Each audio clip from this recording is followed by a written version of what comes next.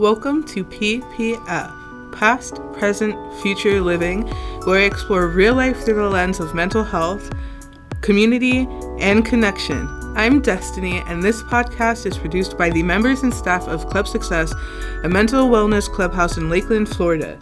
Clubhouse's social and economic inclusion, like working with people to maintain relationships and work on tasks, reverses the alarming trends of higher suicide, hospitalization, and incarceration rates associated with mental illness. Here at p.p.F, we believe mental health can be influenced by many things, big and small, like friendships, hobbies, daily stress, physical health, or even creative outlets like gaming. Through this podcast, we hope to share stories, tips, and conversations that support recovery and overall well-being. Today's episode is all about gaming and mental health. We'll dive into how gaming can have both good and bad effects on mental health and hear from both members and special guests. And now, let's get started. Hello, and welcome to Past, Present, Future Living, the podcast presented by Club Success, where we explore real life through the lens of mental health, community, and connection. I'm your host, Steven, and today we're talking about how social gaming, yes, the kind we do online with friends or strangers, can actually be a powerful tool for mental well-being. Whether you're a longtime gamer or just curious, this episode will break down why people game, the benefits, the challenges, and how it all ties to mental health. Can you guys introduce yourselves? Hi, my name is Charlene. My name is Destiny. Today, we have with us Kirk Fasshauer, Director of Crisis Response Services at Peace River Center, Club Success's hospice agency. Can you tell us a little bit about that? Sure. The Crisis Response Service is a team of individuals who respond to folks in crisis work. We handle a crisis line as well as some walk-in clinic opportunities, but the big part of what we do is mobile response, which means we go out to the community and meet people where they're at to help them in crisis. All right, let's start. Today we're going to start by talking about the kinds of games people love to play, especially the ones that bring us together. What kind of games do you enjoy?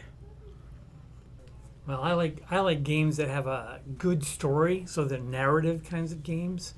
There are a couple that I tend to go to a lot that have a real open world, like Starfield, for example, is one. Right now I'm into Baldur's Gate 3. That seems to be a hot one right now, and I'm enjoying that because that allows me an opportunity to play with my daughter, who is also into games as well. So we play online together. So it's a good way for us to connect. I happen to play mostly RPGs, but I love everything from Animal Crossing to Halo. Oh, yes. But I treat games like a book. If it's got a story I can get into, then I'm more than happy to interact with it. I mostly go for horror games like Phasmophobia. Oh, yeah. And I like to use the cursed objects because I like messing around with my friends. I also like the cozy games like Fields of Mystria and Stardew Valley because I like the whole farming aspect of that. I like a broad spectrum of games, from RPGs or MMORPGs to FPS. My favorite one right now is Final Fantasy XIV, which has a good story to it. Go. Nice. Yeah. So, what are your favorite social games? I happen to really love games that allow people to cooperate against the environment. I spent over 1,400 hours on Mass Effect 3 multiplayer. Oh, nice. Where I would just get online with friends and we would shoot aliens together. And it was the best online community I've ever been a part of. Cool. Yeah, for me it was Halo. Early days of Halo. We would do the online stuff. And of course you team up with a group, and surprise, surprise, I became friends with people from all over the world. I've got friends in UK and friends in Australia, and a few friends in Germany. Who would have thought, we would be able to connect globally through a game. And we talk about the game and strategize about the game, but we also talk about other things as well. Oh, um, I guess Phasmophobia is another good game for that because there are lobbies where you can join people from around the world. So you don't really know who you're talking to sometimes, but that could be a good thing. Right, right. Sweet. I played Halo with my dad when he was alive, Okay. but there's also a VR social game called VR Chat, which I do enjoy, but I haven't been on for months. But still, I do enjoy VR games in my own time. So VR games are not something that quite gotten into myself yet. I've experimented with some of that. So do you have the whole gear? Like, Yes, I have full body. oh, nice, Yes. nice. So why did you say you game in the first place, especially online? I will say that I have terrible social anxiety. Very hard for me to talk one-on-one with a person, look them in the eye, etc. But gaming let me gain friends that I never would have made simply because we automatically know we share the same interest. But it also allowed me to express myself in a way that I can't do in real life, and people really seem to enjoy me and the way I talk, which was an amazing thing. Cool. Yeah. For me the interest of gaming is partially to escape from every day. You know, it's a good break from the world because we go into our fantasy worlds, right? Mm-hmm. Whether it be in space or some fantasy land and or some farm that we create on our own, and those are fun because I enjoy like the Animal Crossing games as well. But there are other times I just want a little extra stress in my life, and do like Call of Duty or Destiny. Halo games can be kind of stressful as well.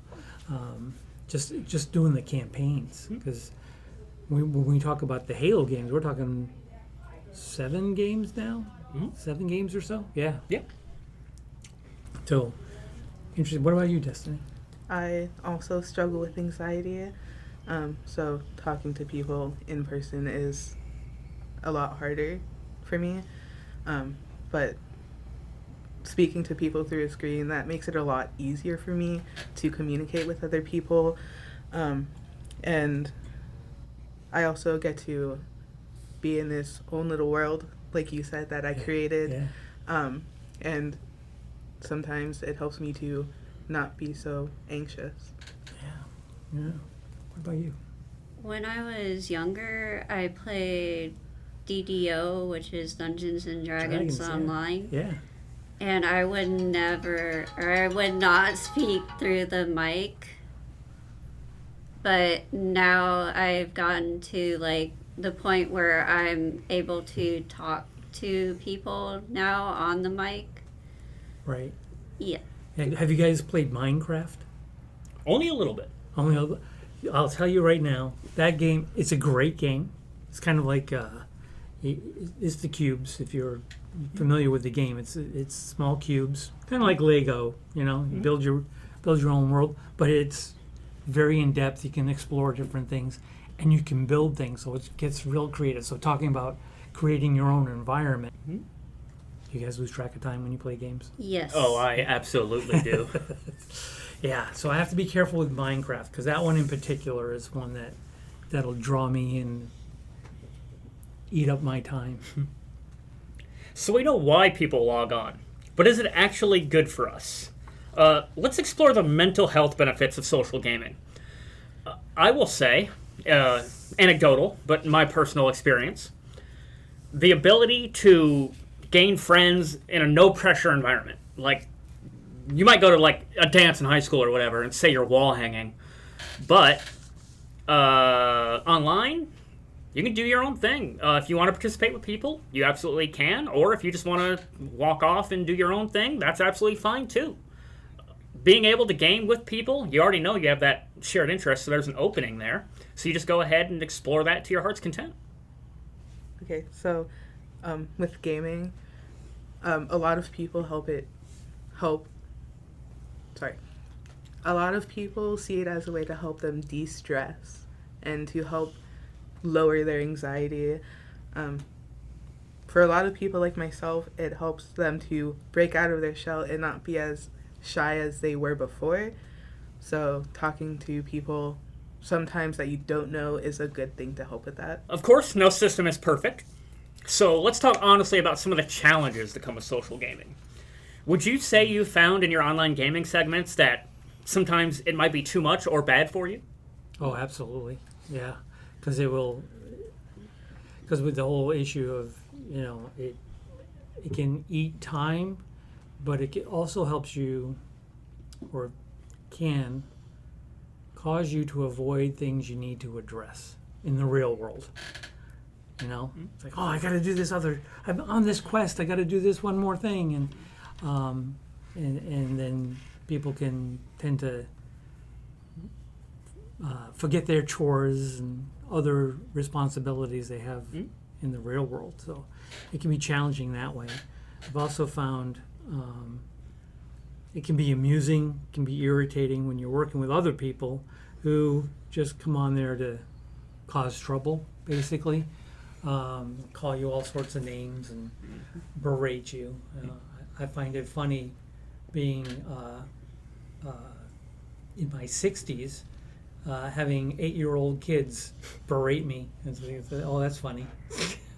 Yeah, the 13-year-old on Call of Duty stereotype is a thing. Yeah, right. so it can be amusing. I will say, when I bought an Xbox, for instance, my mom was like, well, I don't know if I want to give you money for this because I'm worried that you're not going to leave the house anymore. Which maybe could be a thing given my past, because she's worried that I would, quit socializing. I had to be very careful to reassure her that I would still be attending club every day and making sure to reach out to people, interact with people, do more things with my time than to just get on Resident Evil 4 and wander around the swamp. Right. That is a concern because people do tend to isolate. Again, they get into the escapism way too much and isolate from other responsibilities. So, yeah, we have to be careful and worry about the time we spend there. Go ahead. Yes, I actually dated online, and I've been in 2 toxic relationships before I'm with my current boyfriend, and I wish I never got into those relationships. Yeah, it can be hard. Especially when you're lonely and you're trying to reach out, trying different ways. It can draw you in because you can't see the other person.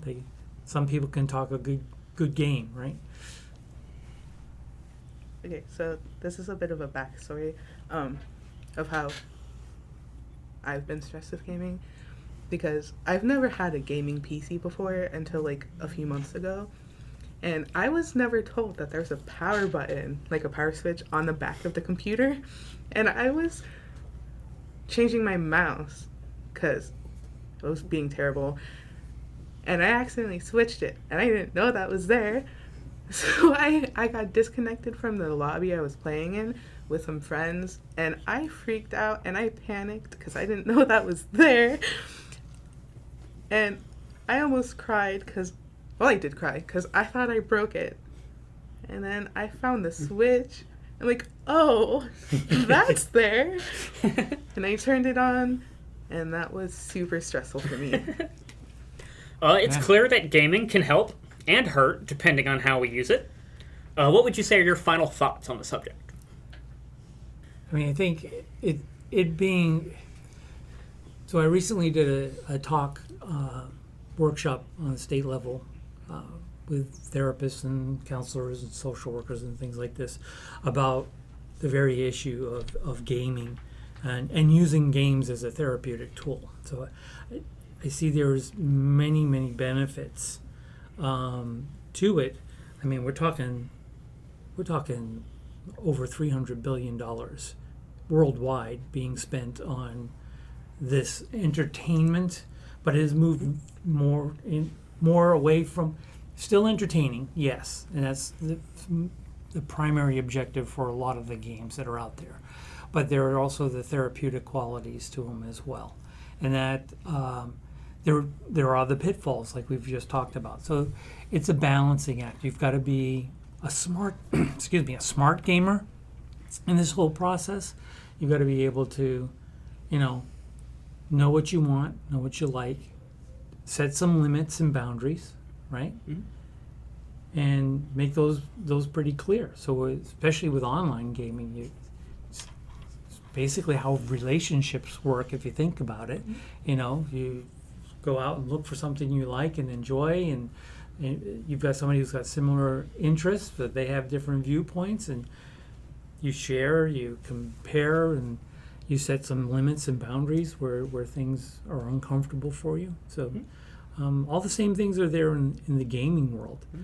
There is the addictive quality, which unfortunately that's the part that gets highlighted the most with gaming, that and the violence, which is unfortunate because that's a very narrow and very limited scope. Mm-hmm. And that's often the rally flag for those who really don't even understand gaming and the whole process.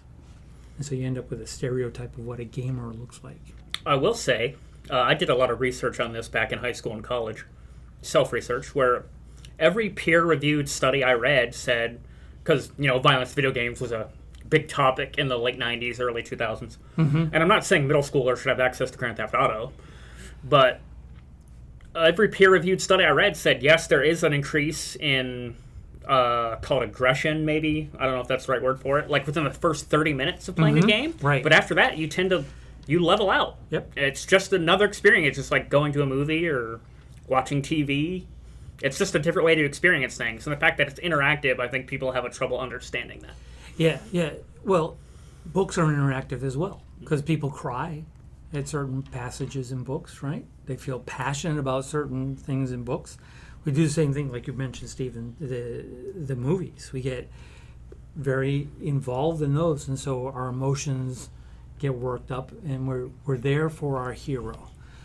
With video games, we tend to control our hero. That's makes it even a stronger connection because we're a little more invested in the hero and those storylines, right? Because we help nowadays. Gaming has become so sophisticated to where if you're making certain decisions, those decisions have consequences down the line in the game. So you want to make sure, am I doing the right thing and all of this? So, I'm doing some research now on how you create an avatar in some of the games and the personality that you tend to select and things like this, how that translate into you as a person. So I'm looking into some of that right now. So I haven't done much research, but I've seen some things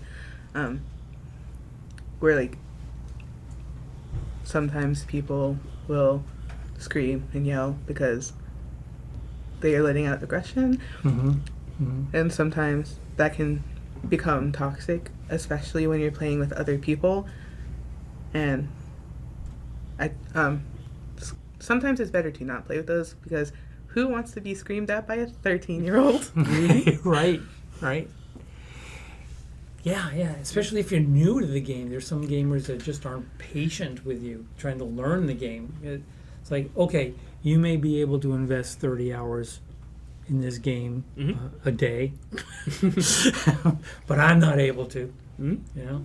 So today we've discussed some of our favorite games. We've talked about why we play online, some of the challenges of relating to people online, and how that helps us. Gaming can be more than just fun. It can be a bridge to connection, healing, and growth. Like anything, it's about balance and intention. Thank you for joining us on today's episode. If this made you think differently about the games you play, or the people you play with, share it with someone who needs to hear it. Until next time, take care of yourself and each other. I'd like to thank the listeners for everybody who joined us here on p.p.F, Past, Present, Future Living, a Club Success podcast. We hope you enjoyed our conversation about video games and mental health. If you'd like to stay connected, make sure to follow us on YouTube, Facebook, and Instagram at Club Success. We'd love to hear your thoughts. Send us a message on Facebook or email us at clubsuccess2005@gmail.com. And don't forget to subscribe so you never miss an episode. We've got more great conversations coming your way soon. Trust us, you won't want to miss it. Until next time, take care and stay connected. I'm Steven. I'm Destiny. I'm Charlene. And I'm Kirk.